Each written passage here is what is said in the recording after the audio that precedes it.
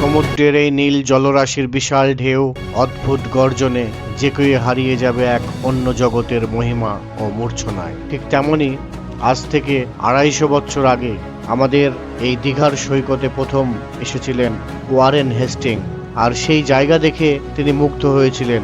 সেখানে একটি বাংলোও বানিয়েছিলেন। স্রোতের ভাঙনে সময়ের সাথে সাথে সেই বাংলো আজকের এই দীঘা তখনকার দিনের নাম ছিল বীরকুল পরগনা।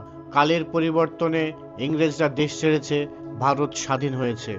স্বাধীনতার পরেও দীর্ঘদিন কেটে যায়। তারপর তৎকালীন মুখ্যমন্ত্রী আসেন ডক্টর বিধানচন্দ্র রায়, আর বিধানচন্দ্র রায়ের কাছে জন স্নেথ নামক একজন পরিবেশবিদ ও হ্যামিল্টন কোম্পানির মালিক আর্জি জানান দীঘার সমুদ্র সৈকতের উন্নয়নের জন্য।